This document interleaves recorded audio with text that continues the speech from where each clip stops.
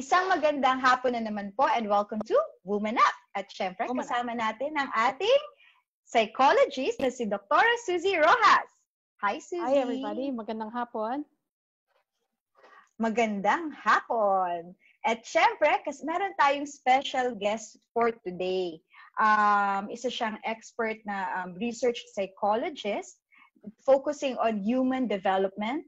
Isa siyang executive coach, educator, lifelong learner, Filipino foodie, and budget traveler. Let's welcome Dr. Anna Cruz. Hi! Hello, good afternoon! Everybody. Magandang hapon. Thank you for joining us today po. Thank you for having Maraming salamat sa imbita. Yes. Actually, Suzy, Anna, meron kasi mga cases ngayon na siguro yung mga seafarers, kasi syempre nag-COVID, diba? So maraming mga countries na nagkaroon ng lockdown, nagkaroon ng so nagkaroon talaga ng problem sa repatriation. Maraming mga siguro for extended na masyado yung contracts nila for several months. And this is causing, like, you can imagine you're in a vessel and you're in your cabin just waiting to go home at sea. And unfortunately, there have been several cases na of seafarers, crew ng mga cruise lines or conventional vessels who jumped to their death na they committed suicide. And from what we know right now, there have been 4 Filipinos already. What can you say about that? Ako nakita ko yun sa Facebook, no, yung post nung kapatid nung isang Filipina seafarer. Nakarelate ako talaga dun sa sinabi niya dun sa post niya. Kasi ako, ang unang experience ko of death in the family was the death of my mom in 2016. And then 7 years later, my brother died. Namatay yung kapatid ko.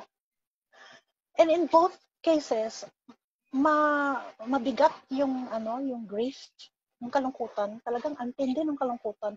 Pero to my surprise, magkaiba yung experience nung kalungkutan dahil sa pagkamatay ng family member. Sa akin, kahit sino sa family mo, yung immediate family mo, like example, parent or kapatid, lalo na siguro kung anak, kapag nagkaroon ka ng ganyan experience, lalo na kapag hindi mo ina-expect na mangyari, ang hirap dalhin. Tapos naghahanap ka ng dahilan. Bakit nangyari? Especially kapag hindi mo ina-expect. No? Maghahanap ka ng dahilan. Ngayon, yung paghahanap ng dahilan na yan, sometimes it can be extreme.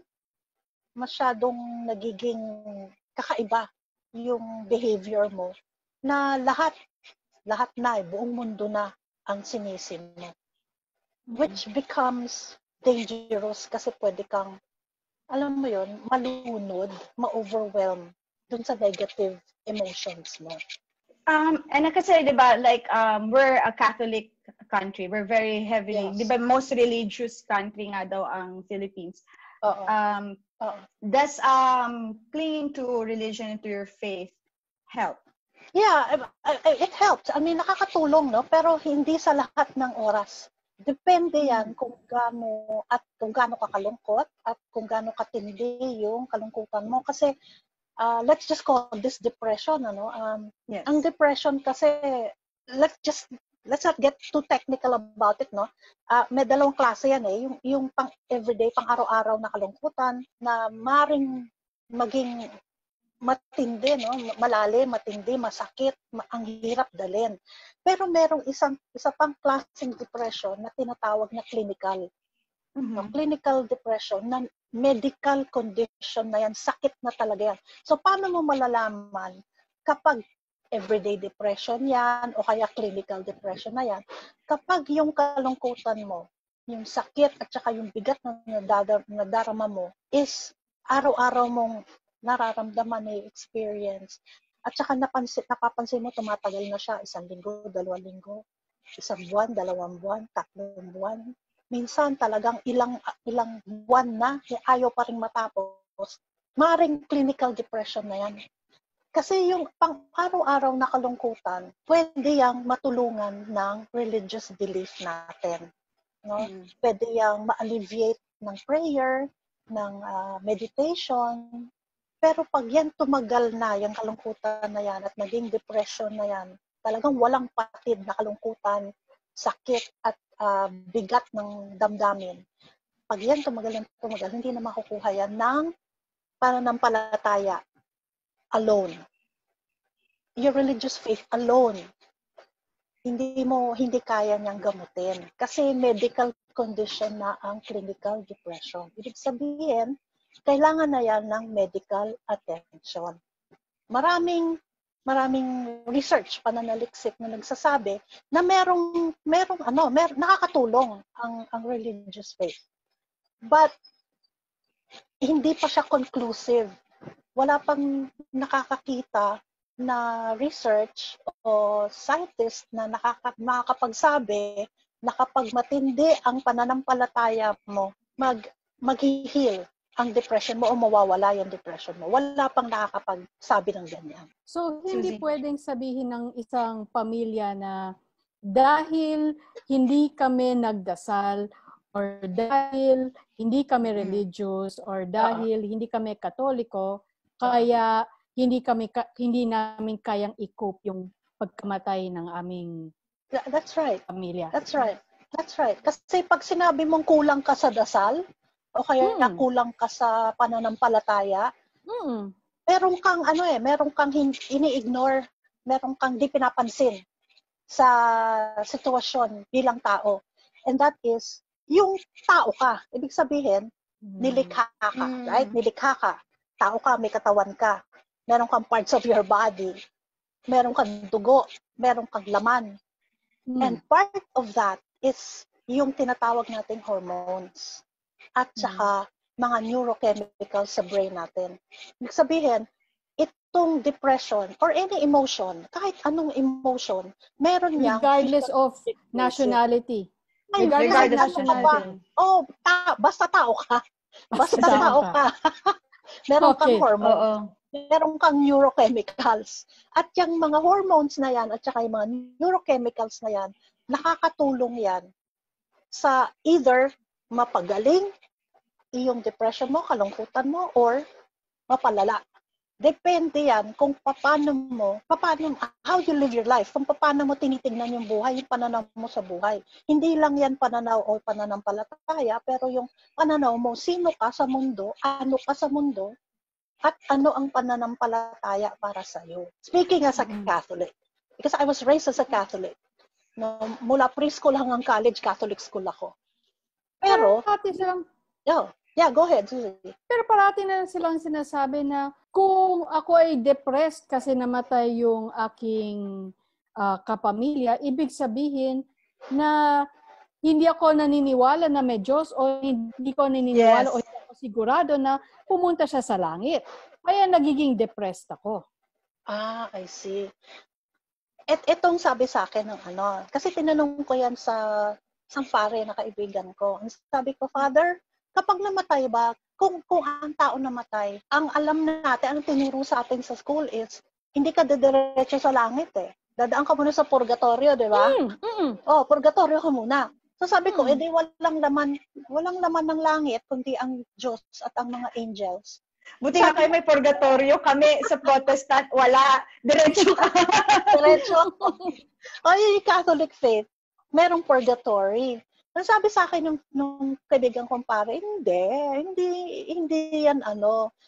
yan written in stone. Nasa Diyos pa rin ang desisyon. Ngayon, tayo as tao, hindi natin alam kung sino. No? Hindi natin alam kung sino dediretso sa langit, kung sino will remain in purgatory. Hindi natin alam kasi hindi natin yan purview. Wala tayong kinalaman dyan. Kumbaga, dyan papasok yung arrogance. Di ba? Arrogance is one of the major sins, right? Masyado kang arrogance. Sino ka ba para magsabi na, hindi dediretso sa langit yan? Hindi natin kayang sagutin yan. Sino ang pupunta? Sino ang dediretso sa langit? Sino ang hindi? Sabi niya, sabi ng pare, nasa Diyos yan. So, hindi natin alam. Ngayon, importante ba talaga na malaman natin na kung namatay yung magulang mo, example sa akin, mama ko namatay, o kaya yung kapatid kong lalaki namatay, importante ba sa akin na malaman na nasa langit siya? Isn't that what faith is all about? Isn't that what faith is all about? Ang faith is pananampalataya. Iba yan sa belief. Kasi pag sinabi mong faith, wala kang hinahanap na ebidensya. Ngayon, para sa akin, kung malulungkot ka dahil hindi mo alam kung ano nangyari sa kapatid mo, para sa akin yan ang parang kulang sa pananampalataya. Kasi pasaubaya mo na yan sa Diyos. Desisyon ng may kapal yan. Kung pupunta ba siya sa langit o pupunta siya sa purgatorio. That's what my Catholic faith tells me. Kasi maraming naniniwala pag nag-suicide ang isang tao dahil kinuha niya yung sarili niyang buhay, therefore, wala. Therefore, nasa purgatorio or nasa hell siya kasi kinuha niya yung dapat na nag-decide. Yes. Yeah. Diba dati ine-excommunicate pa yung ganun, hindi pwedeng mag-perform ng rites? Again, I'll go back to my question. Sino tayo para maghusga? Sino ka para maghusga na hindi siya pupunta sa langit? That's not your purview. As human being, wala kang kinalaman dyan. Ang desisyon na yan nasa Diyos. Yeah, my question is kasi in the case of the seafarers now, I think kasi 'di ba kahit tayo nahirapan tayo, 'di ba, within the quarantine na nandito lang tayo sa bahay. But can you imagine na yung situation nila na nasa loob sila ng cabin nila, nasa barko sila. Yung iba, yung conventional vessels, they continue working. Yung mga nasa cruise ships, yung mga like for example, yung mga waitresses, yung mga receptionist, nasa cabin lang sila. And while there, nandun yung, eto yung date na uuwi ka, tapos change na naman, move na naman. Plus, na you don't know what's going to happen to you, what's going to be your future. Kasi wala namang, I think, lalo na sa cruise lines, it will take, kahit tayo, hindi siguro natin gugustuhin mag-cruise ngayon, di ba? So it will take quite some time. Because of our culture, people are now afraid to reach out kasi nandun yung fear na sasabihan ka, baka you're not praying enough. Right. Exactly. Now, let me give a logical basis to what I just said. Na ipasaubaya natin sa Panginoon kung sino ang didiretso sa langit, kung sino ang hindi papasok sa langit. Kasi, let me start from the concept of creation. Yes. So, pag naniniwala tayo na nilikha tayo ng Diyos, tama? Tama. Okay? So, nilikha tayo buong-buo ng Diyos. So, aling body part sa katawan ng tao ang hindi nilikha ng Diyos? Meron ba? Wala, di ba? Wala. Kasi buong-buo ka nilikha ng Diyos eh. So, we know that we have flesh, we have blood, we have fluids, we have cells, we have DNA, we have RNA, we have hormones, right? We have hormones, we have neurotransmitters, neurochemicals, we have proteins, lahat yan, nilikha ng Diyos, right? Yan tinatawag na divine design. Dinisenyo tayo to be like this, exactly like this. And because we are divinely designed like this, we feel and we have emotions because of all these hormones and all these neurochemicals in our brain. So, kung yung isang tao ay merong hormonal imbalance, sino ang may kasalanan? Meron bang may kasalanan in the first place? Because we were created imperfect. From the very start, imperfect tayo. Right? And because iba-iba ang timpla ng katawan natin, iba-iba ang neural connections natin sa utak, hindi tayo pare-pareho eh. May normal, merong hindi masyadong normal, merong sobrang hindi normal. Kasalanan ko ba yan? Na pinanganak ako, na kulang ako sa ganitong hormone? Nagkaroon ba ako o nagkulang ba ang hormone ko? Dahil hindi ako naniniwala That doesn't make sense, right? I see. It doesn't Yes. make sense, right? Okay. So, since ganito ang katawan ko, ang physiology ko ganito, merong pagkakataon na may mga tao na medyo kulang ang hormones, not because of anything that they did, but they were born that way. Medyo Lady Gaga, born this way. Diba? Kasalanan. Kung sobra yung depression ko, naging clinical na, at hindi ko na talaga makaya dadalhin itong ganitong kabigat at katinding kalungkutan, and I take my life. Does that mean na kulang siya sa pananampalataya? I see. Unang-una, Yes, yeah. sino tayo para manghusga? Na, ay, kaya yan nagkaganyan kasi kulang sa dasal. I mean, isn't that arrogance? If you look at it from the Catholic point You're of right. view, That's right. that's arrogance. Yeah. That's So, right. sino That's ka? arrogance, yeah. Oo, That's sino ka? Sino ka? So, kung ang sinabi ng, I mean, isn't it so impossible for us to think that this God is also loving, na kahit na nagpakamatay ka dahil sa depression, is it so impossible to think that this God will accept me into heaven kasi naiintindihan niya na imperfect. And in the first place, He created that imperfection. He made it possible for that imperfection to exist. He made it Diba? possible to exist. So why should He negate it now? Exactly. Oo. At sino nga ako? naman, no? Sino ka para magsabi na hindi papasok sa langit yan kasi nag-suicide siya? That is not our purview. It is not our purview. It is not for us to judge. That's true. Exactly. Hindi yan ang tinuturo ng Jesus na alam ko. When does religion become a protective factor and when does it become a risk factor? Thank you for asking. There are two main perceptions of God, no, that I think from what I read, from what I've read in the literature, no, yung mga pananaliksik. Merong dalawang pananaw kung ano ang nature ng Diyos. Merong iba na ang tingin nila sa Diyos is all loving, all accepting, na siya ang source ng unconditional love. Na kahit anong gawin ko, kahit gaano kasama ako, mapapatawad niya ako. That's one perception. But there's another perception that looks at God as punitive. Yung bang, ay, makasalanan ka, kaya ipapunish kita. Bibigyan kita ng parusa kasi makasalanan ka. Now, nakakatulong ba to? Nakakasama ba to? Yes. It all depends on how you view your God. At dito papasok, ano ang ibig sabihin ng Diyos sa'yo? Dito papasok yon.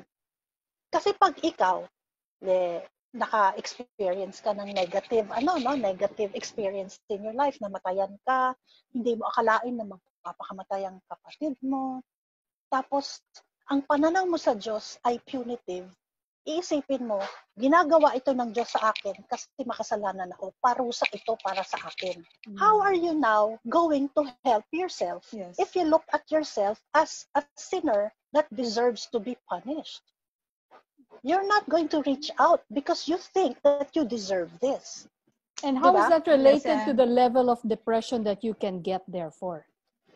Now, this is where the tricky part is. If you think that way and you are already on your way to being clinically depressed, this type of perception that God is punishing you is not going to help you, no matter how deep your faith is. Kasi diba, ang paniniwala mo is punishment yan eh. So tatanggapin mo yan. So yung depression mo, hindi mo titignan as something that should be resolved. Hindi ka maghahanap ng solusyon. Kasi akala mo deserving. Yes. God is love. Yes. I see. So it may be that the person who jumped may have had a punitive way or a punitive God, and maybe he felt it could be. It could be. We don't know. Is that what you're saying? We don't know. It could be. I see. Ngayon, ikaw, from the part naman of the surviving family members, kung ang tingin mo sa Diyos ay punitive, hindi ka ngayon maghahanap ng tulong. You're not going to open up, you're not going to reach out. Kasi ang tingin mo, pinatay ang kapatid ko dahil masama ako, makasalanan ako. So parang double whammy, ang sakit. Bakit kailangan mong kunin yung kapatid ko? Bakit hindi na lang ako? Diba? So, lalo kang na-depress. Kasi aside from being lonely and hurt, you're now guilty. You're now guilty. Yes. Kasalanan mo kung bakit namatay yung kapatid mo. That's not healthy. That's not healthy. That's not a healthy perception of what a divine being is. I see.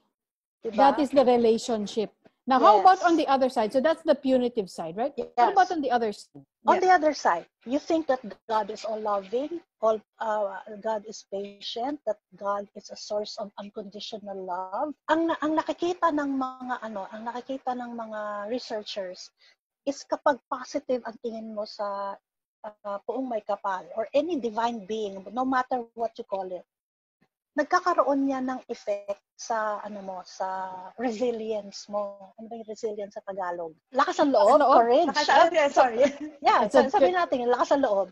So magkakaroon ka ngayon ng kumpiyansa, lakas ng loob para isipin na with the proper support from other people, I will be able to overcome. No matter how long it takes, basta nag-open up ako sa mga taong may kakayanan na tulungan ako at sa tulong at awa ng Diyos, di ba? Sa tulong at awa ng Diyos, I will overcome. So ikaw, hindi ka mawawala ng confidence, hindi ka mawawala ng pag-asa, yan. So you become hopeful, you become more resilient, and you become more accepting of yourself. Dito papasok yung sinasabi nating tao lang. Kailangan maintindihan natin na tayo tao lang. So you have to forgive yourself from a religious point of view. You have to forgive yourself for being imperfect. Huwag mong isipin na hindi ka katanggap-tanggap sa Diyos. Kasi hindi ka perfect. Kasi kung perfect ka hindi ka tao. Diyos ka na. Diba? Agawan mo pa si God. Diba? So, yun. It all depends on how you look at your faith. Sino ka? Ano ka sa mundo? Ano ang ibig sabihin ng Diyos para sa iyo? These are all very difficult issues na hindi kaya ng 13-year-old. Diba? Kapag bata ka, wala ka pang masyadong alam tungkol sa buhay So, yung mga kabataan, yung mga anak natin, kailangan niya ng gabay. No? Ano ang napag-aralan na list sa school na kapag gumawa ka ng kasalanan, patay ka. Diba? You get thrown to hell. That's not healthy. It's not gonna help them when they grow into adults. It's not gonna help them at all. I was gonna ask here, could you comment on this? Is it, I am religious, therefore I don't get depressed? Or I am depressed, therefore I should be, I am not depressed, therefore I am religious? No, there is no conclusive evidence of that. Ito yung sinasabi kong chicken or egg. Okay. No, diba? Alin ang nauna? Yung religious belief o yung ability ko to be resilient? Hindi natin alam. Walang may alam. Wala pang conclusive evidence. Wala pang may alam. Ang alam lang nila na pinag-aralan nila yung mga tao, like yung mga Tibetan monks, yung mga matagal nang nagme-meditate, ang nakita nila, yung sa physiology ng brain yung kanyang cortical lining, yung talagang physical manifestation is makapal yung cortical lining ng brain nila. Yun lang nakikita nila. Pero hindi niya sinasagot alin yung nauna, makapalang cortical lining o yung meditation. So we cannot establish the causality. No. One does not cause the other. No. But can we establish at least the relation that one is related to the other? Oh, yes. Okay. There is a direct positive relationship between... There is a relationship, but there is no causality. Hindi natin alam alin ang nauna. Could you explain the difference of those two terms to the rest of our audience in relation to depression and suicide? meron tayong tinatawag na naturalesa. My mother loved that word. Naturalesa. I like that word kasi this is a natural tendency. Kumbaga, we were born this way. Ito yung born this way. No? May mga tao na merong malakas ang naturalesa nila to be more resilient. May mga tao naman na ang dali-daling maapektuhan ng negative experience. Nasa trait. Sige. Nasa trait yan. Ayan yung mga individual personality traits, right? Merong mga studies, mga pananaliksik na nakita na kapag yung mga tao medyo madaling maapektuhan ng negative experiences in life, but they are very, very religious. Yung itsura yung physiology, yung itsura ng brains nila sa scans, nagiging pareho na nung mga taong naturally resilient. Yung brains nila nagiging pareho na itsura. So, yan yung physical effect. But again, I will remind you na it really all depends kung clinical ba yung depression na yan o hindi. I keep going back to this. I have to be cautious about this. I have to remind you na walang conclusive evidence na very deep religious faith, being prayerful, going to mass, will make you less depressed. Wala. It's just a correlation. Ibig sabihin, kapag nakikita nila na ganitong itsura ng brain, there's a tendency na itong taong to is religious. Yun lang. Nagkakasabay lang yung dalawang factors. Pero, walang conclusive evidence na one produces the other. Yun lang. Ibig sabihin, meron pang ibang factors na kasama yan, hindi lang natin alam kung ano pa yan. Okay? So, remember we're talking about the brain. The human brain is a very complex thing. Hindi yan madaling maintindihan kahit na ngayon. Yeah, that's all I have to say about that. I really hope that our viewers will really think about everything that was discussed here today. You know, especially those who are still like struggling like in the quarantine. Lalo na kasi pag you're in quarantine, you're alone, nandun na lahat pumapasok sa utak mo. And it's like, it's okay to be sad. It's okay to make mistakes. You know, it's okay to reach out and seek therapy. I have gone through therapy. You know, I'm not ashamed of that.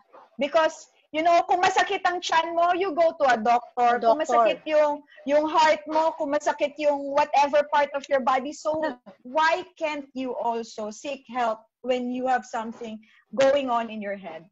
So, it is nobody's fault. Nobody's fault. It is not the weakness of the prayer life. I will agree with you. Or the weakness in personality, or kasi babae siya, or kasi sinabi parents na pumunta sa ship, and therefore they felt that the child felt that the parent abandoned them, therefore it's the parent's fault. What do you think? Kasi ang tendency sinasabi, di ba? Yeah.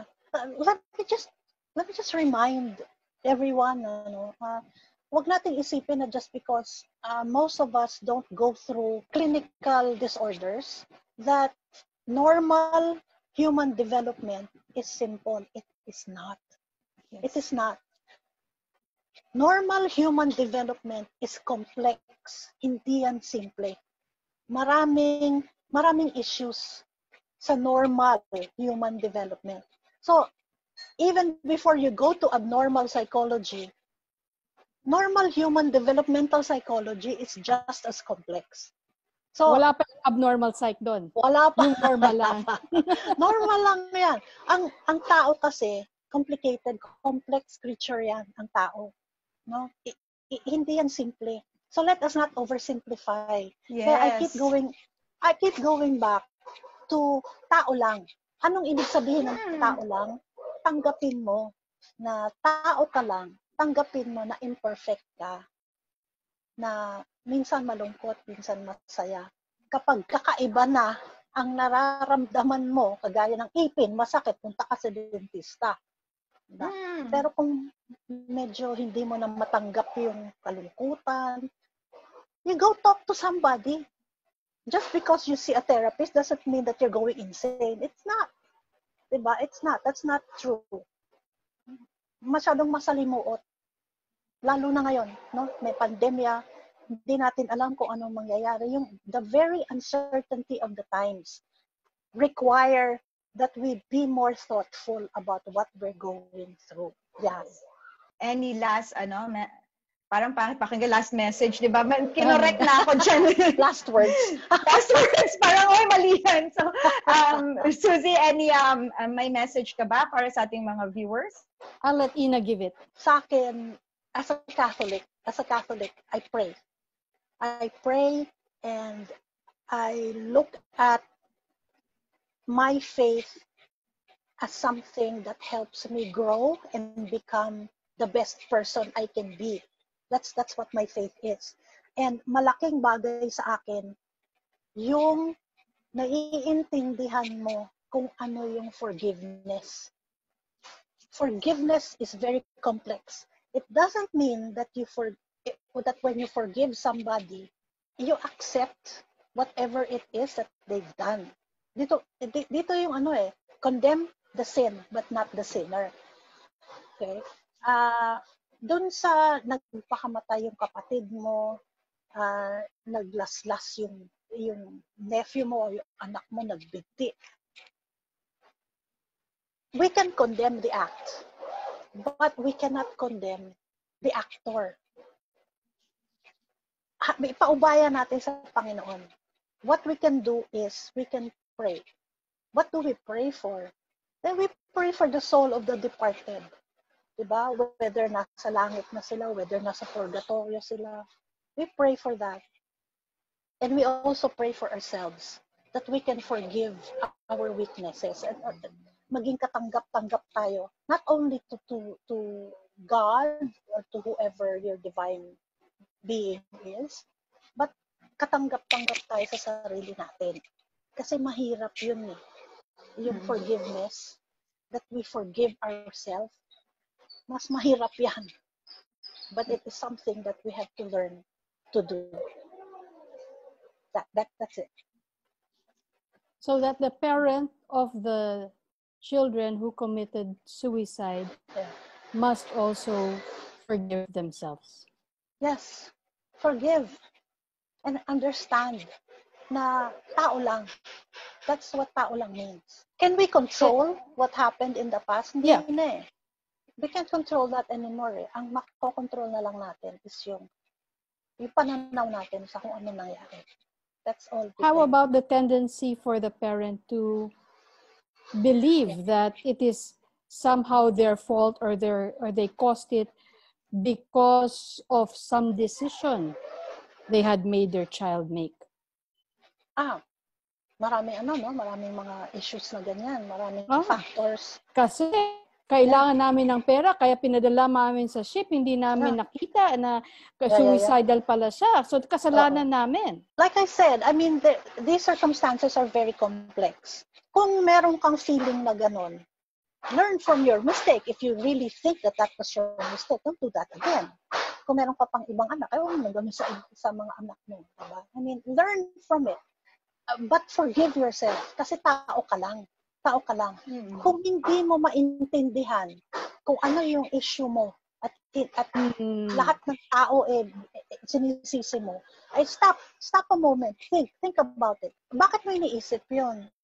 Kung talagang ang iniisip mo kasalanan mo, teka muna, stop and think about it. Kung hindi mo ma-resolve sa sarili mo, reach out, ask people who can help you. Dito papasok yung professional, dito papasok yung pare, diba? Dito papasok yung community mo, diba? And again, there's really nothing wrong. It doesn't make you less of a believer or doesn't diminish your faith if you reach out. That's true. And I think every event doesn't happen in a vacuum. That's right. So while you might believe that because you sent your daughter on the ship and therefore she jumped, there are so many factors involved. Yes. As well. This is the physiology, there is the environment, there is the culture, there is the bullying maybe. We cannot pinpoint an exact cause and say this is the major cause of the problem. That's right. Because people are very complex. It's not like a car that you can say, The car broke down because you did not do the oil change. That's easier Yes. because that's pure mechanics. That's right.